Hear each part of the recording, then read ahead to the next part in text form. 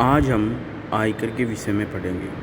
वो आयकर का अध्ययन करने से पूर्व हमें आयकर की कुछ महत्वपूर्ण परिभाषाएं, टर्मिनोलॉजी के बारे में जानना अति आवश्यक है। यदि हम इस टर्मिनोलॉजी या इस परिभाषा को जब तक नहीं समझ पाएंगे तब तक कोई भी प्रश्न हल नहीं कर पाएंगे। तो एक आता है कर निर्धारण वर्ष और एक आता है गत वर्ष, असेसमेंट ईयर और प्रीवियस ईयर। आयकर में जितने भी कंटेंट हैं, चाहे आप असेसमेंट ऑफ इंडिविजुअल देख लीजिए, असेसमेंट ऑफ HUF देख लीजिए, इनकम फ्रॉम सैलरी देख लीजिए, income from house property, income from other sources देख लीजिए, कैपिटल गेन देख लीजिए, जब तक आपको कर निर्धारण वर्ष और गत वर्ष के बारे में कुछ भी पता नहीं होगा तब तक आप उनसे संबंधित प्रश्नों को हल नहीं कर सकोगे। इसलिए कर निर्धारण वर्ष और गत वर्ष की परिभाषा को समझना अति आवश्यक है।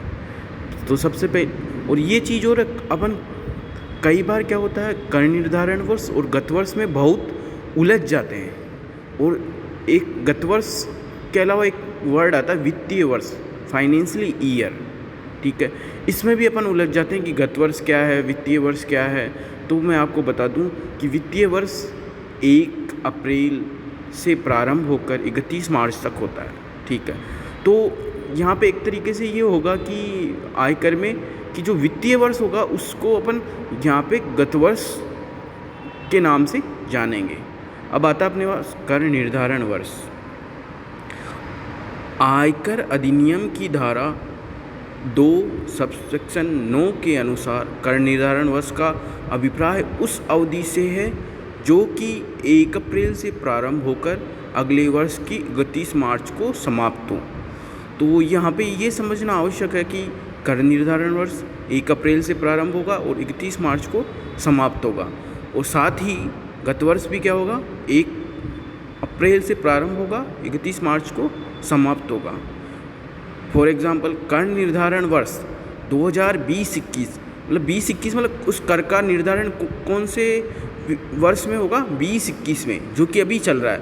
अभी जैसे कर निर्धारण वर्ष कौन सा चल रहा है, 20-21, जो 1 अप्रैल 2020 से प्रारंभ होकर 31 मार्च 2021 को समाप्त होगा। वर्तमान में यही कर निर्धारण वर्ष चल रहा है। तो कर निर्धारण वर्ष 20-21 जो 1 अप्रैल 2020 से प्रारंभ होकर 31 मार्च 2021 को समाप्त होगा, उसमें क्या होगा, गत वर्ष 19-20 की आय का कर निर्धारण होगा।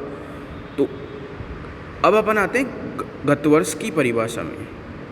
आयकर अधिनियम की धारा 3 के अनुसार कर निर्धारण वर्ष के ठीक पूर्व वाले वित्त वर्ष को गत वर्ष कहा जाता है।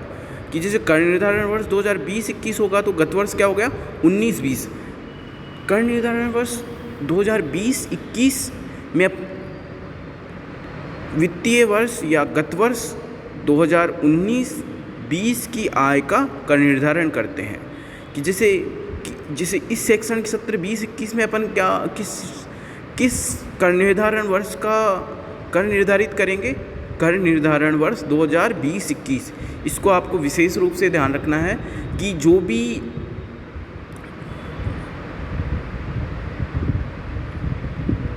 कर का गणना होगी वो कर निर्धारण वर्ष 2020-21 के अकॉर्डिंग होगी, ठीक है।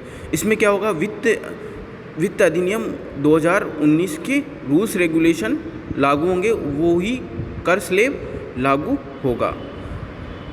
निर्धारण वर्ष 20-21 से संबंधित गत वर्ष का अभिप्राय 1 अप्रैल 2019 से 31 मार्च 2020 की अवधि से होगा, जिसे गत वर्ष 19-20 कहा जाएगा।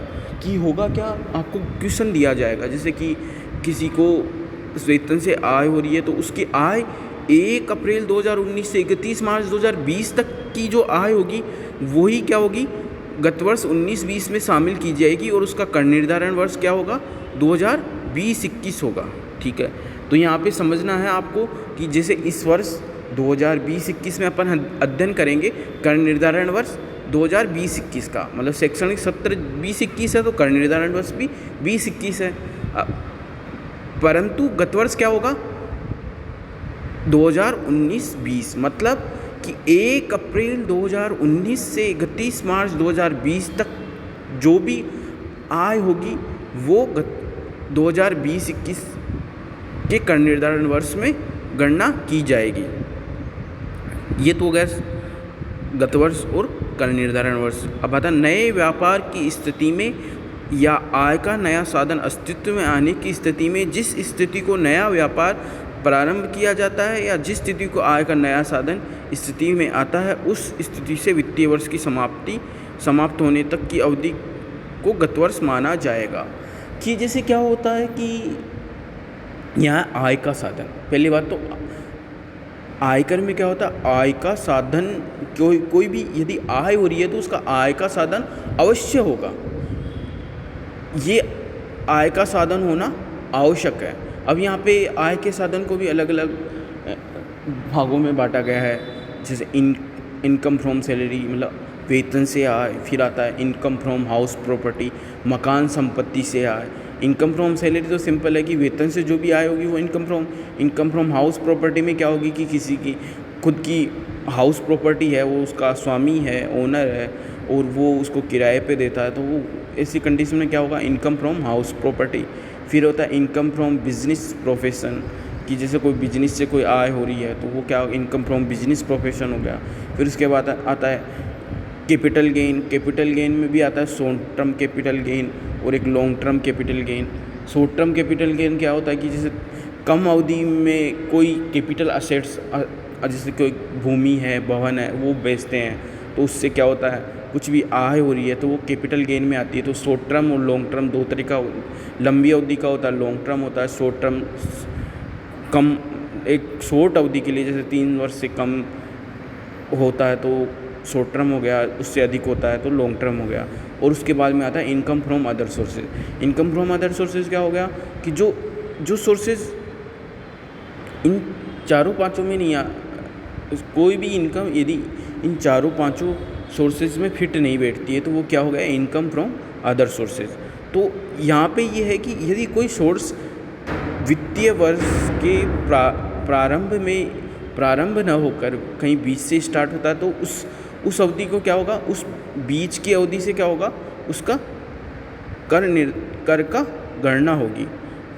करदाता अपने व्यवसाय 1 अक्टूबर 2019 से प्रारंभ करता है तो उसका गत वर्ष क्या होगा, 1 अक्टूबर 2019 से प्रारंभ होकर 31 मार्च 2020 तक की अवधि उसकी क्या हो गई, वित्तीय वर्ष को। अब जैसे मान लीजिए कोई 1 दिसंबर 2019 को नौकरी लगा, उसे 1 दिसंबर 2019 से वेतन प्रारंभ हुआ और वो 31 मार्च तक जो 31 मार्च 2020 तक जो भी वेतन प्राप्त करेगा वो असेसमेंट ईयर 2021 और गत वर्ष 19-20 में कर की गणना होगी और कर की जो भी उसका कर बनेगा वो उसको कर चुकाना पड़ेगा। अब यहाँ पर आता है सामान्य नियम। गत वर्ष की आय पर संबंधित गत कर निर्धारण वर्ष में ही कर लगता है।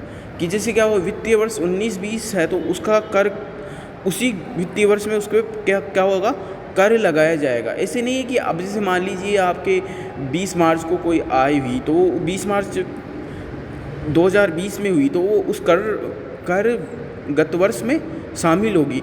अभी जैसे मान लीजिए 20 अप्रैल 2020 को हुई तो वो क्या होगी, अगले वित्तीय वर्ष या अगले गत वर्ष में चली जाएगी। तो 1 अप्रैल 2019 से 31 मार्च 2020 तक की जो भी आय होगी वो 19-20 गत वर्ष, कर निर्धारण वर्ष 20-21 में कर योग्य होगी।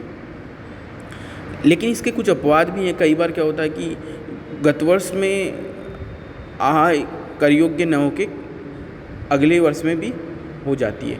जैसे क्या होता है कि कई बार क्या होता है कि जैसे शिपिंग वगैरह में इनमें ऐसी सिचुएशन आती है, उनका अपन अलग से अध्ययन करेंगे। इस प्रकार आयकर अधिनियम में कर निर्धारण वर्ष और गत वर्ष की परिभाषाओं को समझना अति आवश्यक है। इस शैक्षणिक सत्र 2021 में हम कर निर्धारण वर्ष 2021 के नियमों और कर निर्धारण के बारे में अध्ययन करेंगे। कर निर्धारण वर्ष 2021 के लिए गत वर्ष 19-20 होगा गत वर्ष 1 अप्रैल 2019 से प्रारंभ होकर 31 मार्च 2020 को समाप्त होगा। उक्त अवधि के लिए गत वर्ष 2019-20 होगा, कर निर्धारण वर्ष 20-21 होगा। तो यहाँ पे सबसे बड़ी चीज़ ये है कि आपको इस चीज़ को समझ लेना है कि इस वर्ष जो भी अपन अध्ययन करेंगे वो 1 अप्रैल 2019 से 31 मार्च 2020 तक जो भी आय होगी, मतलब जो भी कमाई होगी उसके ही कर निर्धारण करेंगे, मतलब कर योग्य आय की गणना करेंगे और कर योग्य कर की गणना करेंगे